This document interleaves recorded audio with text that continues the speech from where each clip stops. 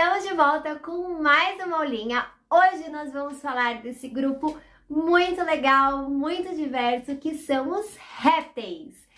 Gente, os répteis foram os primeiros animais a conquistarem definitivamente o ambiente terrestre. Sim, porque quando a gente vai lá para os anfíbios, a gente já sabe que os anfíbios têm pulmões e, portanto, eles frequentam o ambiente terrestre. Mas o ambiente dos anfíbios ele é muito limitado, porque ele precisa de um ambiente úmido. Os répteis não. Então, anota aí as principais características que os répteis apresentaram que garantiram a conquista definitiva do ambiente terrestre. Primeira delas são pulmões desenvolvidos. Sim, para ser um réptil, eu não posso mais respirar pela pele. A minha pele não vai fazer mais essa função. Eu já tenho um pulmão que vai conseguir fazer todas as trocas gasosas que o meu organismo precisa. Segunda característica, se eu já tenho um pulmão desenvolvido, minha pele pode ter proteção. Ela não precisa ser exposta ao ambiente. Aliás, os anfíbios eles têm muito problemas de alguns fungos, de algumas micoses, porque a pele dele é sem proteção, é completamente lisa e úmida. Então, alguns fungos oportunistas sempre dão um jeitinho e eles podem ser acometidos de muitas doenças. Já os répteis não têm esse problema. A sua pele é protegida ou por placas ósseas ou por escamas. Vai depender do grupo de animal, que daqui a pouquinho a gente já vai ver os tipos. Então, a pele dos répteis vai ter uma proteção muito especial, que é a queratina. Vai ser uma pele impermeável. Terceira característica. Lembra lá dos anfíbios que eles possuíam um ovo sem casca? Pois é. O ovo dos répteis vai ser um ovo com casca. A gente chama de ovo amniótico. Olha que nome chique. Gente, é muito parecido com o ovo de galinha, que eu vou falar inclusive as três partes.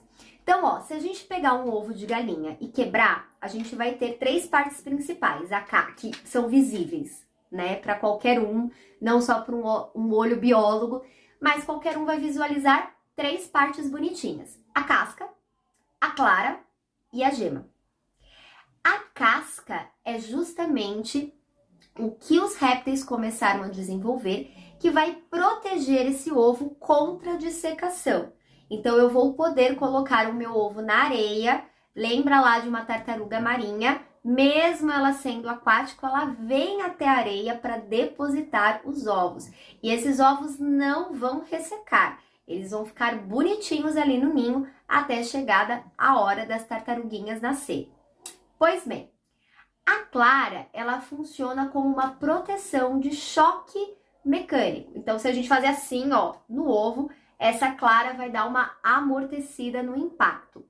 E a gema, que a gente chama de vitelo, ela vai conter todos os nutrientes necessários para o desenvolvimento do embrião, que teoricamente vai estar lá dentro dessa gema.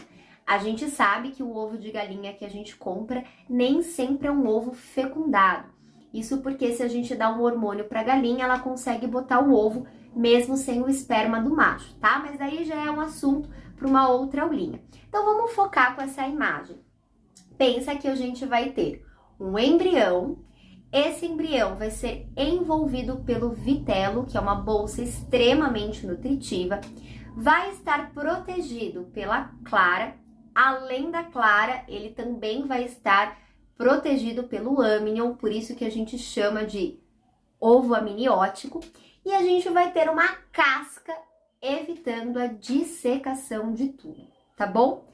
Só uma coisinha que eu preciso acrescentar nesse ovo perfeito amniótico é uma outra bolsa. Então, se esse embrião está sendo nutrido pelo vitelo, é porque ele vai produzir excretas, né? Cocôzinho, xixizinho. E essas excretas, elas precisam ser armazenadas em uma outra bolsa para evitar o contato com esse embrião. E essa outra bolsa a gente chama de alantoide. Então, são essas as principais partes de um ovo amniótico. Gente, essa aula é muito importante porque em uma das nossas próximas aulas eu vou estar falando das aves, que vão ter um ovo igualzinho esse dos répteis. E eu só vou focar nessa aula, tá? Então, se você for assistir ou quando você for assistir a aula de aves, não esquece de dar uma voltadinha nessa aula de répteis para ter essas principais partes do ovo amniótico, tá bom? Bom, então os répteis têm pulmões desenvolvidos, vão ter a pele com proteção, que é a queratina, e vão ter o ovo amniótico, o ovo com casca. A quarta e última característica é a fecundação interna. Pela primeira vez, nós vamos ter um órgão copulador. E sim, a gente pode chamar de pênis. O pênis foi uma grande conquista desses animais, porque certamente eles vão colocar o material genético, o material reprodutor, aonde eles quiserem. Isto é, no corpo das fêmeas. Então, eu não vou ter aquele risco de perder esperma pelo caminho, de esperma não fecundar. Não. Então, o sucesso reprodutivo dos animais terrestres veio a partir dessa aquisição do pênis. Então, a gente fala que a reprodução dos répteis é do tipo interna. Então, eu vou ter essa copulação no órgão feminino. E o desenvolvimento é do tipo direto. Nós não vamos ter mais larvas. Já vão nascer mini répteisinhos. Agora, vamos aos grupos de répteis. O primeiro grupo são os escamosos. As espécies atuais vão vão conter dois grupos principais, que são as cobras, sem órgãos locomotores, e os lagartos. A gente pode ter desde uma lagartixa de parede até um dragão de Komodo. Olha como essas espécies são diversas. O segundo grupo são os crocodilianos. Eles vão ter placas ósseas, jacarés, aligátores e crocodilos. A diferença entre eles são bem sutis. Os aligátores, geralmente, eles vão ter aquele focinho mais comprido. E os crocodilos, além de maiores, eles vão ter o quarto incisivo inferior para fora. É uma das características principais, tá? Mas assim, gente, na hora que você bate um olho, é muito fácil saber, até pelo próprio formato da cabeça, né? Um é bem mais larga do que o outro, que acaba sendo mais estreita. Dá para saber a diferença de um jacaré e de um crocodilo. Representante brasileiro, só os jacarés. E o terceiro e último grupo são os grupos dos quelônios. São aqueles que essas placas ósseas, elas vão estar distribuídas em carapaças, que vão ser aqueles cascos que a gente chama. Cuidado com esse grupo. Vamos lá, que eu falei de casco, a pessoa já pensou em tartaruga, mas cuidado que nem tudo é tartaruga. Tartaruga marinha. Porque as tartarugas, elas vão ter as patas modificadas em nadadeiras. Então, elas vão ser esses quelônios aquáticos. Agora, se eu tenho aquele quelônio com um casco maior, mais alto e completamente terrestre, eu não vou ter uma tartaruga, eu vou ter um jabuti. E se o meu quelônio for de água doce, ou seja, parte do seu dia ele passa na água, nadando, fazendo as suas atividades. Porém, ele não pode ficar muito tempo nadando, ele precisa descansar no ambiente terrestre, em alguma superfície, um determinado momento. Nós temos os cágados. Sim, aí a gente pode ter vários tipos de cágados. Tem cágados de aquário, tem cágados de fontes, de pequenas cachoeiras. Aí vai depender da espécie. Mas nem tudo é tartaruga. Dentro dos quelônios, nós vamos ter 3 tipos de cascos e 3 tipos de grupos diferentes. As tartarugas, os cágados e os jabutis. E aí, para finalizar, uma parte importante que são animais extintos, eles não existem mais. Quando eu comecei lá falando dos escamosos, eu falei para vocês as espécies atuais. Por quê? A gente não pode esquecer dos dinossauros.